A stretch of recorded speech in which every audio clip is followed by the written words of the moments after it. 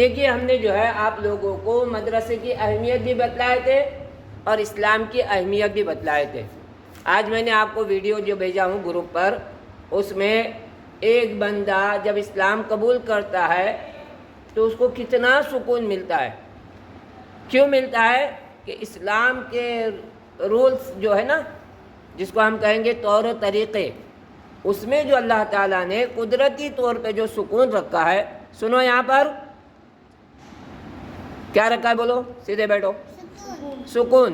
وہ آدمی جو ہے جب بغیر سکون والا ہوگا نا تو اس کو پتہ چلے گا کہ اسلام کے رولز میں کتنا سکون ہے.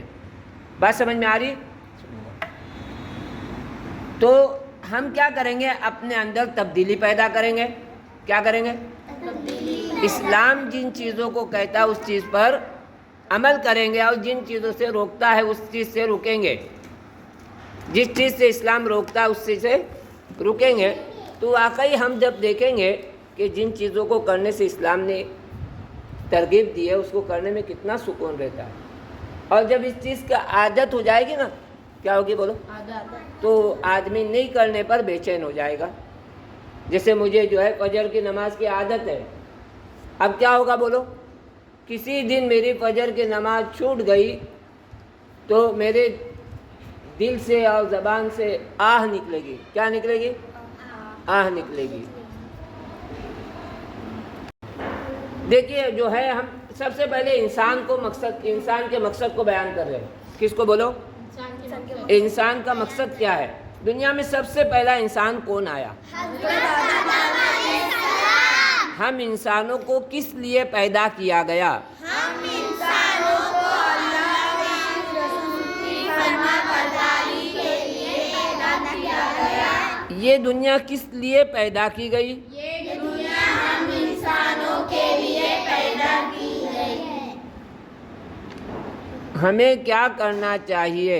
ہمیں اللہ اور اس کے رسول کی فرمانبرداری کرنا چاہیے. اللہ اس کے رسول کی فرما برداری سے ہمیں کیا ملے گا؟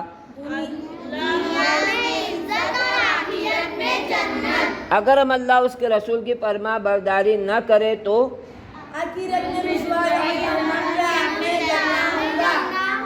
اپنے مذہب کا نام کیا ہے؟ اپنے مذہب کا نام ہے اسلام کیسا مذہب ہے؟ اسلام کیا سکھاتا ہے؟ اگر کوئی اسلام قبول نہ کرے تو آخرت میں رسوائی. کیا اسلام کے سوا دوسرا مذہب قبول کر سکتے ہیں؟ اسلام کے سوا دوسرا مذہب خدا کے یہاں مقبول نہیں. اسلام قبول کرنے کا طریقہ کیا ہے؟ یہی کہ دل سے یقین اور زبان سے اقرار کرے کہ اللہ صرف ایک ہے، محمد صلی اللہ علیہ وسلم اللہ تعالیٰ کے سچے پیغمبر ہے. سچے ہاں. ایمان لانا کسے کہتے ہیں؟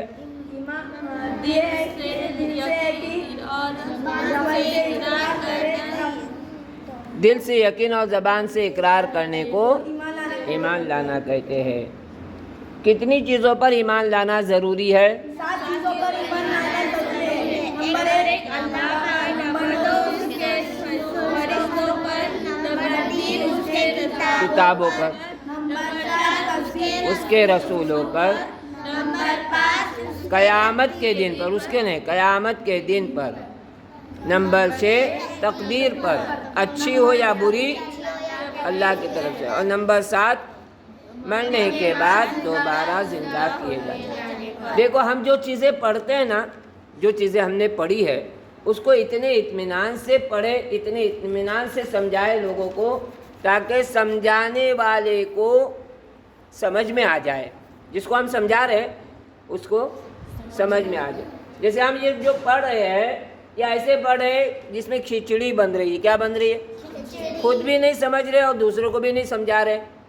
اسی لیے کہتے ہیں کہ ہم جو ایمان والے ہیں نا، ہم کیا کرتے معلوم؟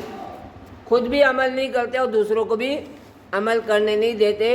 اس کی مثال دیتے ہیں کہ ہم بالکل دروازے میں کھڑے، بیچ میں خود بھی داخل نہیں ہو رہے اور دوسروں کو بھی داخل ہونے نہیں دے رہے. تو ایسے عمل کرے جس سے دوسروں کو اسلام میں آنے کی راہیں کھل جائے. ایسے اچھے عمل کرے. تو جو بھی پڑھے ہم ایسے پڑھے کہ دوسروں کی بات سمجھ میں آ جائے. کتنی چیزوں پر ایمان لانا ضروری ہے؟ تو کہیں گے 7 چیزوں پر ایمان لانا ضروری ہے. نمبر 1 اللہ پر، نمبر 2 اس کے فرشتوں پر، نمبر 3 اس کی کتابوں پر، نمبر 4 اس کے رسولوں پر، نمبر 5 قیامت کے دن پر، نمبر 6 تقدیر پر، اچھی ہو یا بری. تقدیر میں کیا ہے بولو؟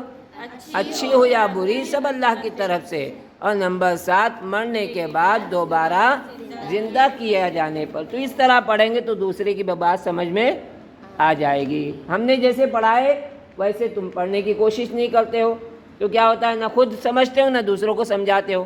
اس طرح جو ہے ہم کیا کریں گے؟ کوشش کریں گے پوری اچھی طرح پڑھنے کی. ٹھیک ہے؟